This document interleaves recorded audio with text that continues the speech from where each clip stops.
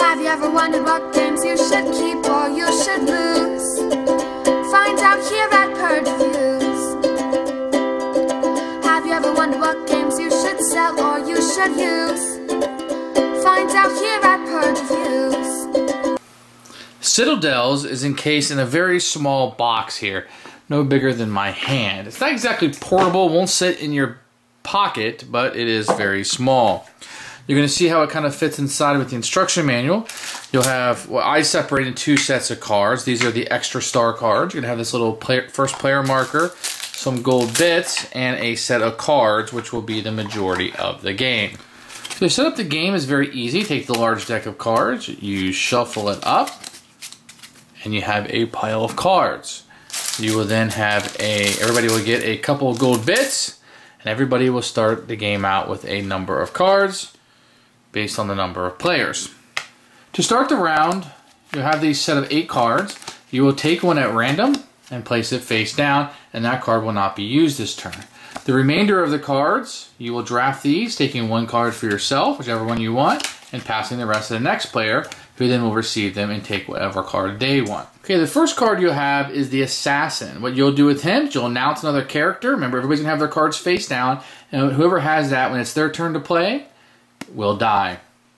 Number 2, you'll yell out, will be the Thief. He will announce a character, and when it's that character's turn, he will steal all their money. Obviously, he cannot steal from the Assassin. Number 3 is the Magician. You may either exchange all your cards with another player, or discard any number and get fresh cards. If you don't like the cards you have, that's a great one to use. The King, he will give you first players. This is how first player is moved. You receive 1 gold for each yellow district in your area. The Bishop gives you 1 gold for each blue district and may not be destroyed by the Warlord. The Merchant, you receive 1 gold for each green district. And whenever you take an action, you receive gold, you get 1 extra. The Architect, after you take an action, you draw 2 extra cards and put both in your hand. You may build up to 3 districts instead of the normal 1.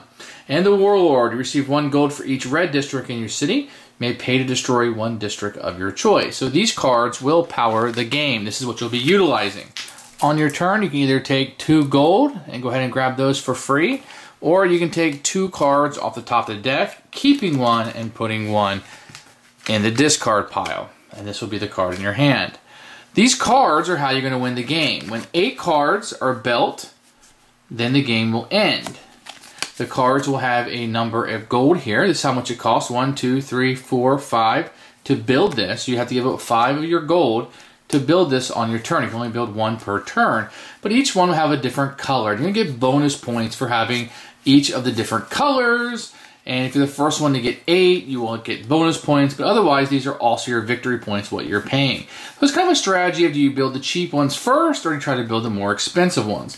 You'll also notice some of these have powers on them. When the Warlord destroys a district, you may pay 1 gold to take the destroyed district into your hand. You may not do this if you are the Warlord. So some of them have powers, but most of them are just victory points at the end of the game.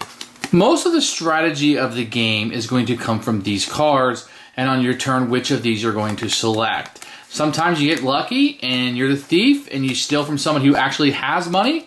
Other times you do not. So these cards are pretty much drive a lot of your strategy. But, you know, it might only be these 2 that are available once the card deck comes around to you. Or it could be these 2, and you might have to zap your strategy depending on that. And it might be strategy is trying to get that first player. So there's a lot of different interesting things that can go on in this game. It's fairly easy to play. People can usually pick this up and start playing right away. Citadels is a game of stealth. It's a game of action selection. It's a game of bluffing your friends, and it's a game of attacking them when they don't know that it's coming. You have a little bit of information about what you're going to do in this game, but you don't have all the information. So at times, you need to kind of focus on what you're doing, or think about what is their most logical thing that they're going to do, and then attack that way. The more players you have, the less maybe control that you have over the game. What you're doing in Citadels is you are selecting a character that each has a unique power, and you will be able to activate that power for this round only. Next round and every other round, you will choose a card, perhaps the same one, perhaps a different one, and you will be able to utilize that cool, overpowering power. What you're doing is you're building these buildings in front of you, and as you build these buildings, you get victory points for that. The coins that you spend are victory points. If I spend 3 coins to build a building, that building is worth 3 victory points.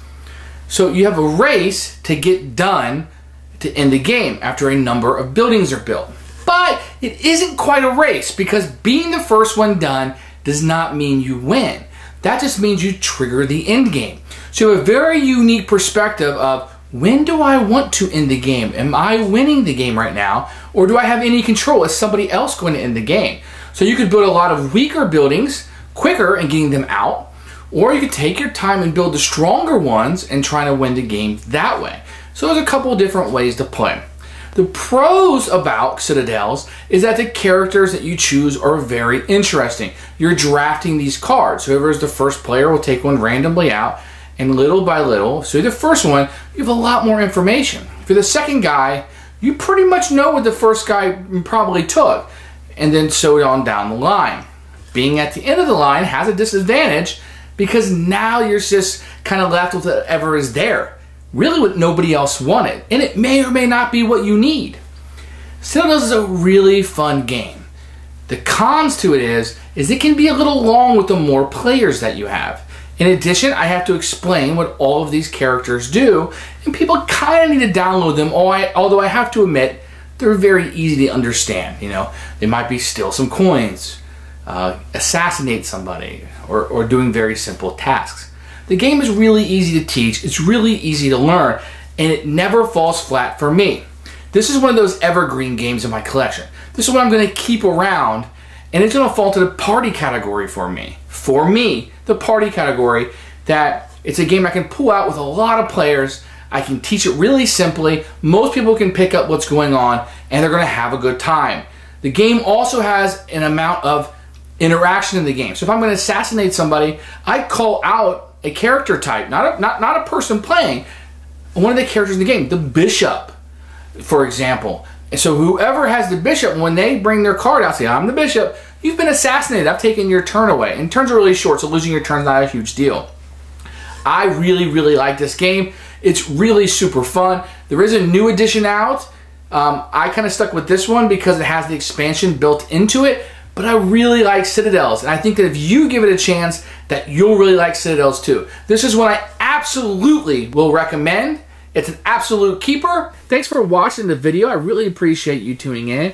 If you liked it, please like it and hit that little subscribe button. That really helps out the channel, lets us know that you're getting the videos that you want.